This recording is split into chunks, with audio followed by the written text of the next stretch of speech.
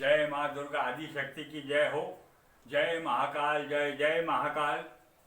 मैं पंडित अशोक शर्मा उज्जैन वाला सभी जिज्ञासु महानुभावों को नमस्कार करता हूँ। आज हम चर्चा करेंगे आयु रेखा, जिसको जीवन रेखा भी कहते हैं, उसके संबंध में।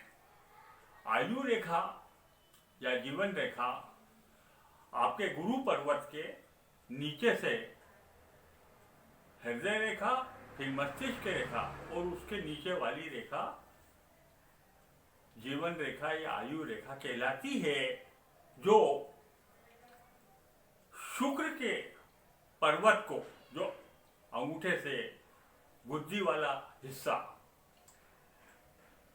शुक्र पर्वत को घेरती हुई मणिबंध तक जाती है। मणिबंध पे इसका समापन होता है। इसको जीवन रेखा कहते हैं।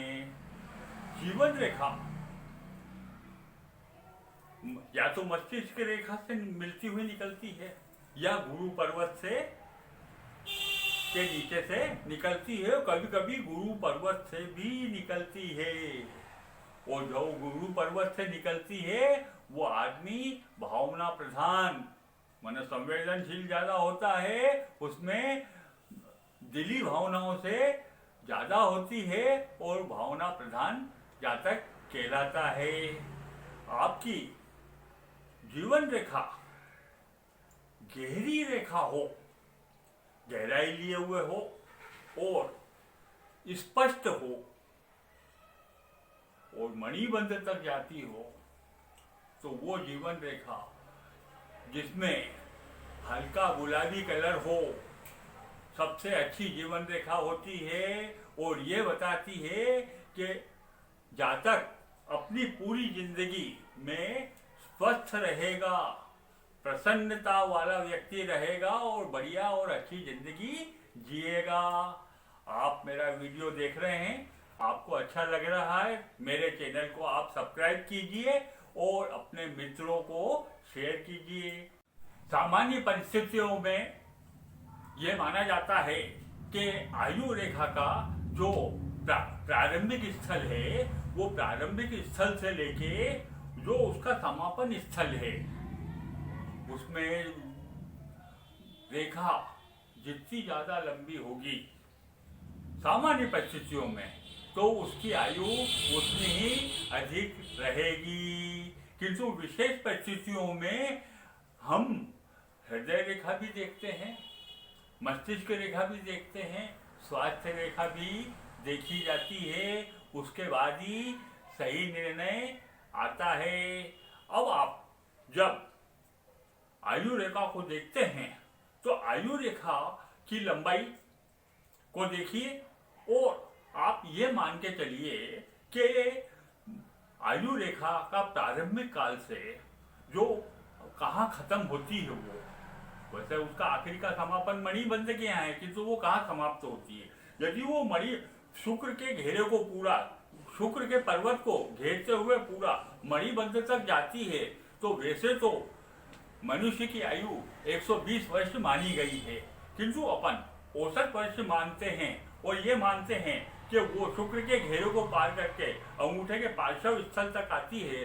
तो अपन ने जैसे माना कि उसका 70 साल है, तो उस रेखा की लंबाई 70 साल मानी, उसके बीच का हिस्सा 35 साल माना और उसके बीच का हिस्सा 17.5 साल और उसके बीच का हिस्सा करीब 9 साल के करीब। इस प्रकार से उस रेखा को पूरी नापी जा सकती है और उसकी आयु निकाली जा सकती है। अब आप जब आयु निकालते हो तो वो पूर्ण आयु भोगेगा, मध्य आयु भोगेगा, अल्पायु भोगेगा। इसको 3 भागों में बांटा गया है, अल्पायु, मध्यायु और पूर्ण आयु या दीर्घ आयु। तो जब आप उसको नाप के और उसको 3 भागों में बांट सकते हो और बांट के उसकी आयु का भी अनुमान लगाया जा सकता है। उस रेखा को आप जब देखते हैं कि अच्छी गहराई ली हुई है और स्पष्ट रेखा है, यदि उसमें सफेदपन नहीं है, सफेदपन होता है तो रेखा कमजोर हो जाती है, उसमें जो विद्युत धारा बह रही है वो कमजोर स्थिति में है, यानी कि आदमी का स्वास्थ्य थोड़ा कमजोर रह सकता है, वह उसका शरीर बॉडी कमजोर हो सकती है। आप यदि ये देखते हो कि वो गुलाबी रंगत लिए हुए है तो बहुत बढ़िया रेखा मानी जाती है और उसके अंदर विद्युत धारा बहुत अच्छे तरीके से बह रही है। यदि वो लाल है तो उसमें ज्यादा ऊर्जा की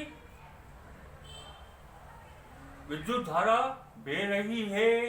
जो यदि वो बैंगनी रंग लिए हुए है, यानी कि वो स्थिति ज्यादा ऊर्जा होने के कारण जैसे ओवरलोड हो जाती है रेखाएं, तो वो उस शक्ति के कारण ओवरलोड हो जाती है, जिसके बैड इफेक्ट और विपरीत प्रभाव भी उसके ऊपर, जातक के ऊपर पड़ते हैं।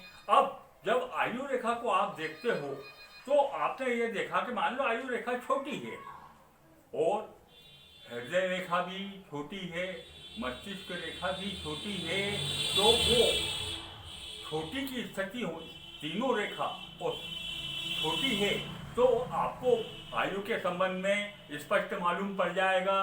अपने अनुभव से देखते हुए और रेखाओं को नापते हुए आप उसके संबंध में पता कर लोगे।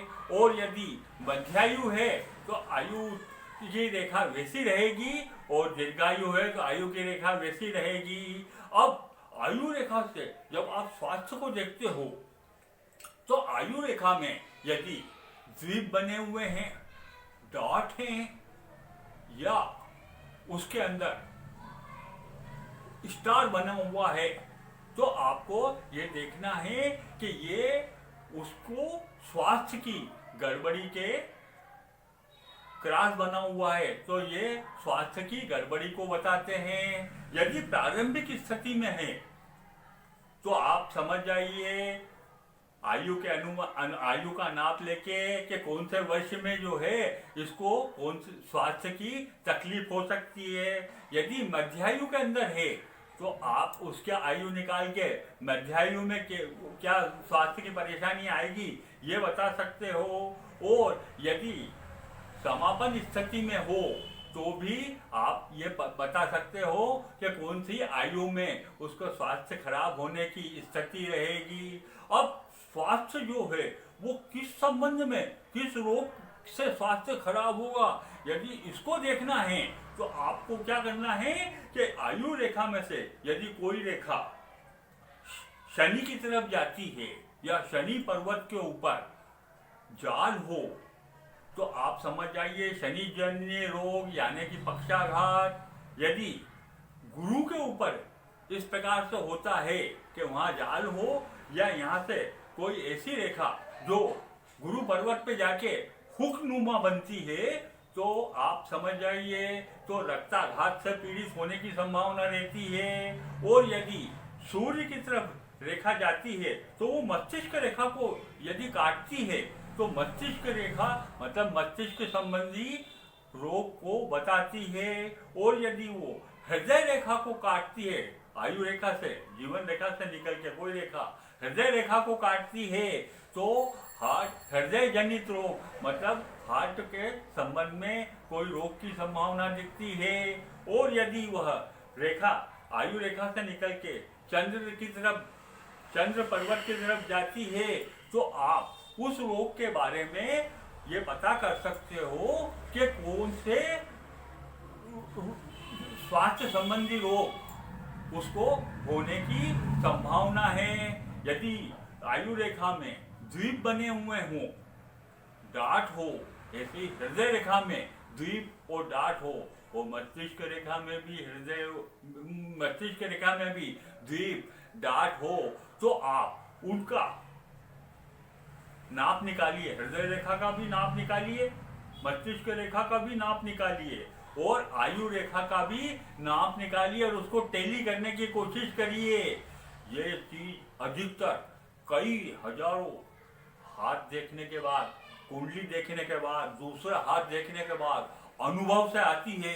कई साल ऑब्जर्व करने में लगते हैं। जब जातक को अपन देखते हैं और साल 2 साल के बाद फिर उसके वो सब चीजें देखते हैं और उसको ऑब्जर्व करते हैं, तो इस प्रकार के अनुभव से वो बातों पे पकड़ बन जाती है और ज्यादा से ज्यादा वास्तविकता के निकट विद्वान ज्योतिष पहुंच जाता है।